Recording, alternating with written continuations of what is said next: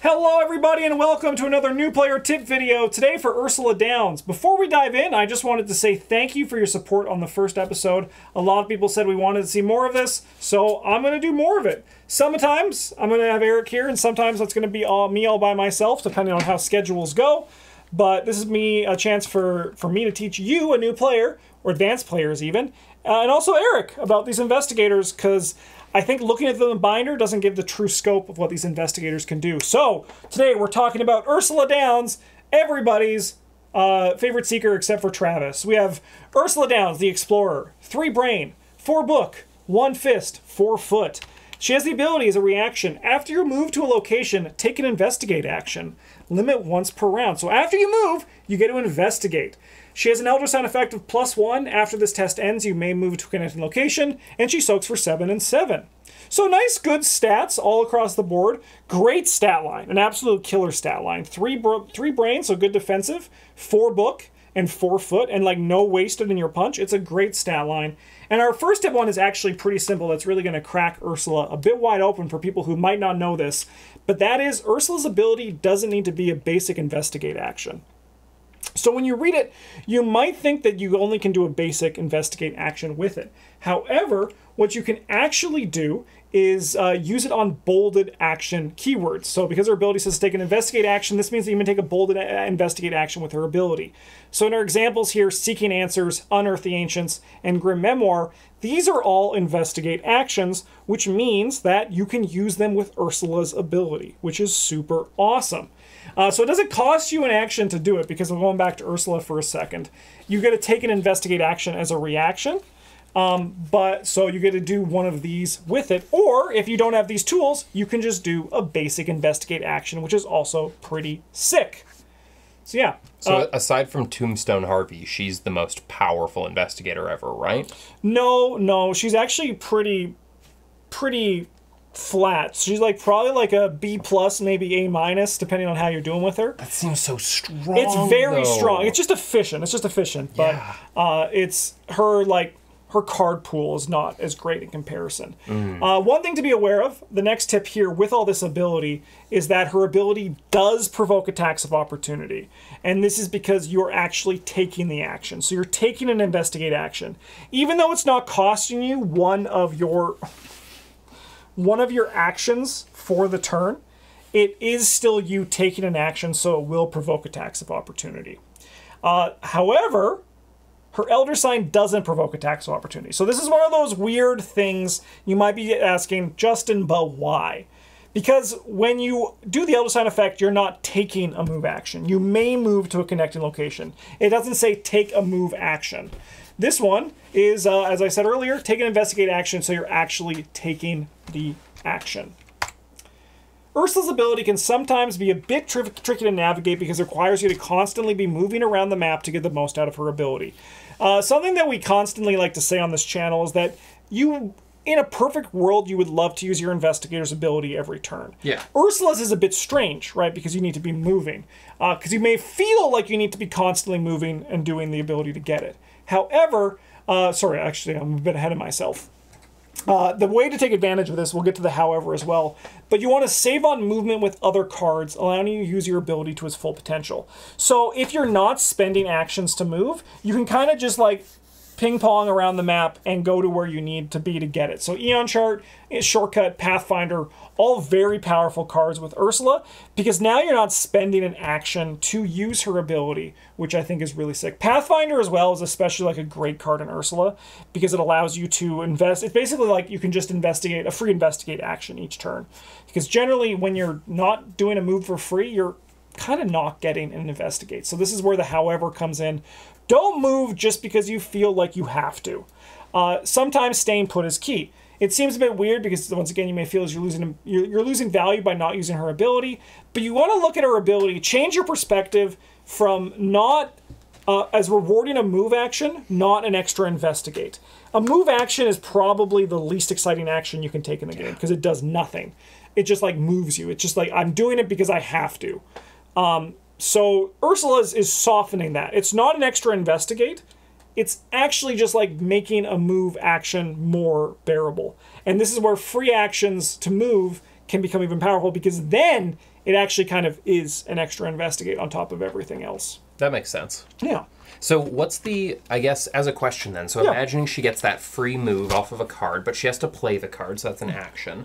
How many clues are we looking at here kind of on a good run that she can get? She gets to a location, she hoovers up something like 3, maybe 4 clues, depending on card bonus? So, generally, Ursula's a bit strange because she scales with the number of players as well. Okay. She's really good in 2-player. She's really good in solo, right? Because she moves in, grabs the 1 clue, moves to a new location next turn. In 2-player as well, you kind of grab 2 clues, then leave. In 3 and 4, there's going to be a lot more clues hanging out, so like her ability goes down in power. But generally, like if we go to like the play the Pathfinder to get a free move, essentially once you've moved once with Pathfinder, in my mind, you've paid it back. Okay. 2, you're like point like 5, you're like 5% above, and then 3, you're gonna go more and more. Ursula makes that go even quicker, right? Because you get the extra investigate on top of it. But with Ursula, you're playing a little bit different, where generally you're not trying to stay on a location and get clues. You're going to move in, grab some clues, move, get some clues, which we're going to get to, especially why in a few seconds of why that might be the case. However, this doesn't mean you need to always move. Okay. Because you sometimes do be more advantaged to stay, because even though you're like, I'm losing an investigate, you're actually just not wasting a move action. Look at it like that instead. Sometimes staying put is key. And that's like kind of like where the experience of Ursula will come in, playing her and figuring out when you want to. But there is her signature weakness, which we got to talk about here. So this is Call of the Unknown. So this goes into your threat area. At the beginning of your turn, you're going to choose a location other than your location. When your turn ends, if you did not successfully investigate the chosen location, you take 2 horror and shuffle Call of the Unknown back into your deck. And if you did, your reward is you get to do it again next turn. Yeah.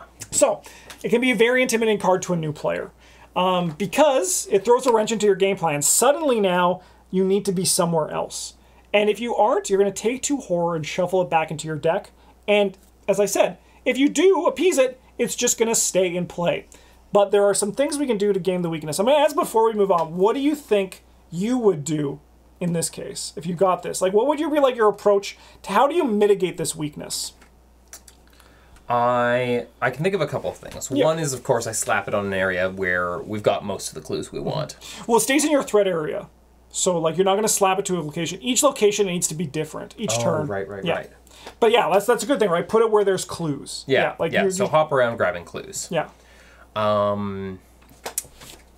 Take 2 horror and shuffle Call the Unknown back into your deck. When your turn ends, if you do not successfully investigate the chosen location. I guess you could have 2 areas with lots of clues and just hop back and forth between them. Yeah. So if the map is small or has good connections, leave some clues behind. Yeah. I think this is like where you get to like the next level of Ursula, when you're like leaving clues behind in anticipation of your weakness. This doesn't work for every map, right? And some maps are actually linear. You're forced to go forward. Like Ursula, do you remember the train one from Dunwich? Yeah, Ursula's like kind of like her ability is kind of just like you get like 5 extra investigates throughout the scenario, right? Yeah. But if the maps will allow you to move around a lot, just leave some clues behind. Yeah. So it feels less bad to appease the Call of the Unknown because you're also still progressing the game. I guess the other way I would do it too is some of those cards allow you to investigate on an already investigated area, right? Mm-hmm. So you could potentially do something to game that, where you just take an extra investigate action to... That's actually a great point. It's not here. I'll go back for people who are watching at home, but there's a card we talked about earlier, which was Seeking Answers. If you succeed, discover 2 clues from among your location and a connecting location. Yeah. So it allows you to... Secret Answers 2, for example, you can actually just like investigate a location and grab 2 clues from the location you just left. That even wasn't one of my examples, but that's a great point. Yeah, that's a great way to game it as well. And then there's also obviously just the easiest one, which is just run efficient allies to take the horror from your weakness for you. Oh, of course, right? Yeah. Like Seekers have these. Medical student, art student, laboratory assistant. They do something when they enter play, and then they can just die to your weakness, which is just another great way for you to take advantage of that. Why does anybody go to school in this universe? I know Miskatonic is it's not where you want to be. They just like eat them up. That's where the true meat grinder is. Yeah. Most of the time, it's better to not go out of your way for Call of the Unknown, though. This is like the crazy part. There will be times when you were planning on moving anyway, so it'll end up being softer than you think. But most of the time, Call of the Unknown kind of just eats your ability, right? But like if you were moving back, you just choose one of the locations you were going to move into with like the easiest shroud, and you just hope you get it. Sometimes failing the test and having to go back into your deck is kind of just a reward. So like don't be afraid to take the horror or put in cards that soak or heal horror to your advantage, or game it with leaving clues or using stuff like seeking answers like Eric suggested. These are all great ways to make Call of the Unknown less scary. Lastly, don't be afraid to venture out on your own. Ursula is a very capable investigator all by herself. A lot of the times we like to say, keep your guardian and your seeker close. Get your goon and your clue getter to be best friends, kind of tethered at the hip.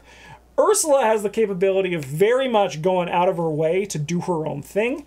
And she has a lot of tools in her kit. These are just some examples I pulled up here, just like quick ones, that allow you to fight with your book, or with the arrow, fight with your foot, or protect yourself with the Disc of Itzamna. But also, you don't need these. You have 4 foot.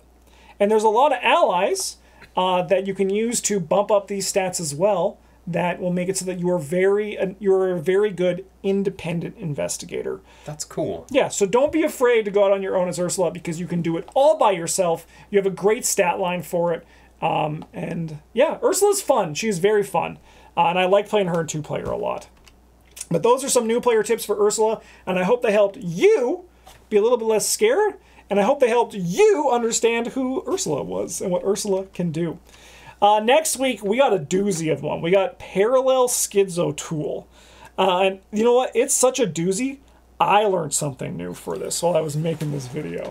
So get ready for that in 2 weeks when we go for the next one. But thank you so much for watching. Have a good one. And as always, GG's.